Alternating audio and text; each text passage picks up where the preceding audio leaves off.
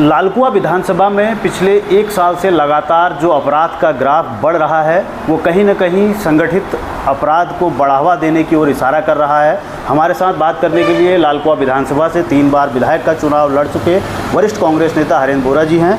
बोरा जी, आज की जो परिस्थितियां इस विधानसभा की हैं, आपको क्या लगता है इस विधानसभा में जो कानून व्यवस्था का राज होना चाहिए वो किस ओर जा रहा है? देखिए, आप सबसे सर्वप्रथम तो नरेश पांडे जी, मैं आपका धन्यवाद अदा करना चाहता हूं कि आपने मीडिया के थ्रू मुझे यहां पर बोलने का अवसर दिया। देखिए, आज लालकुआं विधानसभा में ख़ास तौर से देखिए चोरगलिया, गौलापार, बरेली रोड और बिंदुखत्ता, लालकुआं, ये क्षेत्र इस विधानसभा में पड़ते हैं। और आज हल्दूचौड़ और लालकुआं कोतवाली का जो है माहौल बहुत अच्छा नहीं है। जिस प्रकार से आप देख रहे हैं अपराधी खुलेआम राजनीतिक संरक्षण होने के उनके ऊपर ज़रूर सत्ताधारी दल का जो है संरक्षण है, तभी तो खुलेआम कैलाश बिरखानी एक जो पूर्व सैनिक हैं, व्यापारी हैं, उनके प्रतिष्ठान में जाकर खुलेआम फायरिंग कर रहे हैं। तो ये किस ओर जो है उल्लेख करता है।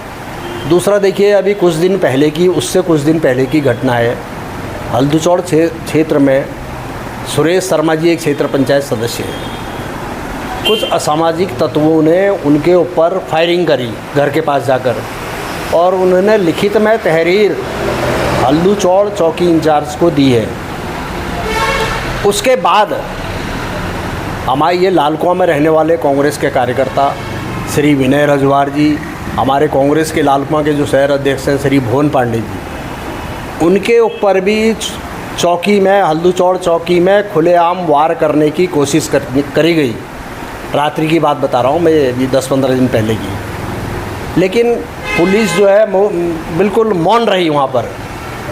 जब वो लोग कह रहे थे कि निकालो कट्टा निकालो, कट्टा निकालो, तो पुलिस का क्या है भाई? पुलिस क्या मैसेज यहाँ पर जनता को देना चाहती है? तो मैं तो ये कहता हूँ कि कहीं न कहीं इन सत्ताधारी दलों के साथ जो है पुलिस भी जो है ऐसे अपराधियों को खुलेआम संरक्षण दे रही है। अब आज आप देखिए, इस विधानसभा में पूरे बरेली रोड और लालकुआं, बिंदुखत्ता खुलेआम यहाँ शराब बिक रही है। यहाँ सारे नशीले पदार्थ, पता नहीं क्या क्या नशीले पदार्थ हैं, उनकी खुलेआम बिक्री हो रही है। देखिए, आपने अभी तक देखा होगा कि कच्ची शराब पकड़ी जा रही है, लेकिन जो इंग्लिश शराब की तस्करी हो रही है वो कहीं पर पुलिस ने आज तक नहीं पकड़ी। होम डिलीवरी का पैटर्न कहते हैं इसको। और देखिए, जैसे बड़े शहरों में जो है स्विगी, जोमेटो वगैरह है, आज क्या है, लोगों के पास जो ये शराब के तस्कर हैं, इनके मोबाइल नंबर हैं, वो उनको फ़ोन कर रहे हैं। तो यहाँ पर जो होम डिलीवरी हो रही है गाँव में और इधर छोटे उसमें कस्बों में, वह होम डिलीवरी शराब की हो रही है। देखिए, मैं तो पुलिस प्रशासन से, मेरा माननीय वरिष्ठ पुलिस अधीक्षक से भी ये भी निवेदन है, देखिए, इस प्रकार के अधिकारी अगर इस क्षेत्र में रहेंगे तो लालकुआं के युवाओं का भविष्य जो है ख़त्म होने को जा रहा है। आज जगह जगह शराब बिक रही, घर घर में शराब बिक रही है।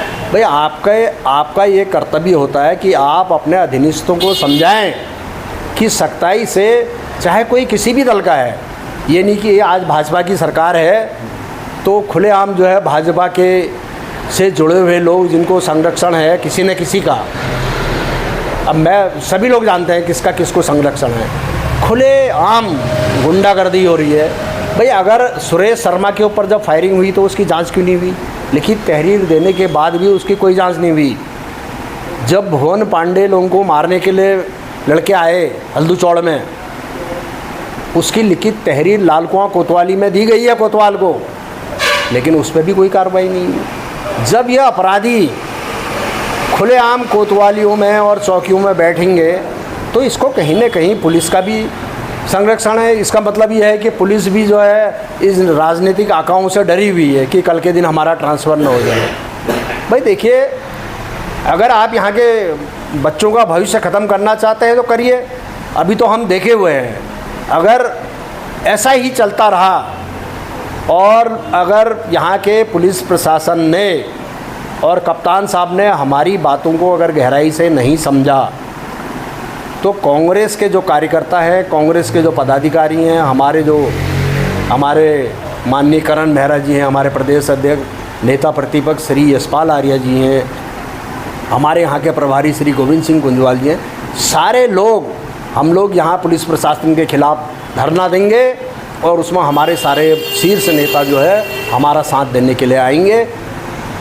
पुलिस प्रशासन को भाई देखिए, आप मुस्तैदी से अगर अपना काम करेंगे, आज देखिए जगह जगह ये लोग शराब पकड़ रहे हैं, तो साल भर आप ऐसा काम क्यों नहीं कर रहे हैं? आप सख्ताई करिए भाई। देखिए अगर कोई पीने वाला है तो वो ठेकों में जाए, अपना सरकार से जो अधिकृत दुकानें हैं वहाँ जाइए, खुले आम। मुझे तो बड़ा कभी कभी बड़ा ताज्जुब होता है। मैं रामलीलाओं में भी सब जगह कहता हूँ भाई देखिए, आप लोग अपने बच्चों को संभालिए। ये धीरे धीरे विधानसभा में जो लोग हैं शराब के तस्कर यहाँ हावी होते जा रहे हैं। भाई अगर गुंडों का वो देखेगा, गुंडे तो बड़े रौब में हैं भाई, मज़े मार रहे हैं, गाड़ियों में घूम रहे हैं, सब कुछ कर रहे हैं ज़रा सी शराब बेच के। तो युवा वर्ग जो है पढ़ाई लिखाई छोड़ के इन्हीं कामों में लग जाएगा। यह सरकार, भारतीय जनता पार्टी की सरकार, युवाओं को रोज़गार तो दे नहीं पा रही है, लेकिन हाँ शराब बेच के अपना आजीविका चलाने का काम ज़रूर ये लोग कर रहे हैं। राज्य बनने के बाद से लगातार हमने यहाँ देखा कि 4 विधायक का कार्यकाल अभी तक रहा है यहाँ पर। आपको क्या लगता है कि लॉ एंड ऑर्डर एक विधायक की कितनी बड़ी जिम्मेदारी होती है कि उसकी विधानसभा अगर बदनाम हो रही है या वहाँ लॉ एंड ऑर्डर ख़राब हो रहा है, तो ऐसे में कहीं ना कहीं एक नैतिक जिम्मेदारी होती है कि इन चीज़ों से उभारा जाए अपने क्षेत्र को। और लॉ एंड ऑर्डर विकास पर भी प्रभाव करता है क्योंकि यहाँ औद्योगिक संस्थान भी हैं, तो उनको लेकर आप किस तरह सोचते हैं? भाई देखिए, यहाँ पर जो है हमारे कांग्रेस पार्टी के दिग्गज नेता हमारे श्री हरीशचंद्र दुर्गापाल जी यहाँ पर विधायक रहे, मंत्री रहे, श्री नवीन दुमका जी भी रहे और श्री गोविंद बिस जी भी रहे। लेकिन इन 3 वर्षों का कार्यकाल, मुझे कहने में कोई गुरेज नहीं है, मुझे कोई डर भी नहीं है। इन 3 वर्षों के कार्यकाल में यहाँ का माहौल बिगड़ा है, सुधरने का नाम यहाँ पर नहीं ले रहा है। विधायक के रूप में आप क्या देखते हैं कि क्या एक जो क्षेत्र का सबसे बड़ा जनप्रतिनिधि होता है वो हमारे क्षेत्र का विधायक होता है, तो विधायक की क्या नैतिक जिम्मेदारी नहीं बनती है?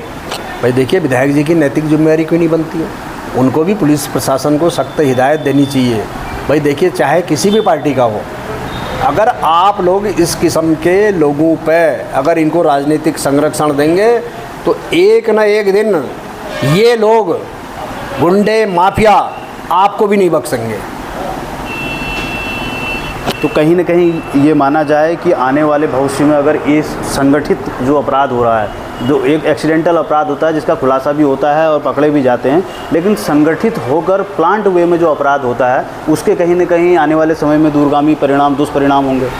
तो देखिए, जिस प्रकार आज छात्र संघ चुनाव हो रहे हैं, इस बार तो छात्र संघ चुनाव जो है माननीय उच्च न्यायालय के द्वारा स्थगित कर दिए गए हैं, क्योंकि लिंग 2 कमेटी में एक वो है, नियम है कि एडमिशन होने के बाद सितंबर तक जो है चुनाव हो जाने चाहिए थे। लेकिन वो चुनाव किसी कारणवश हो सकता है, कुछ सरकार की कमी की वजह से नहीं हो पाए, बल्कि चुनाव होने चाहिए थे, क्योंकि ये हम लोगों का एक मूल अधिकार है। आज देखिए आप, दिसंबर से नगर पंचायत, नगर पालिका और हमारे सारे चुनाव जो है नहीं हो पा रहे हैं।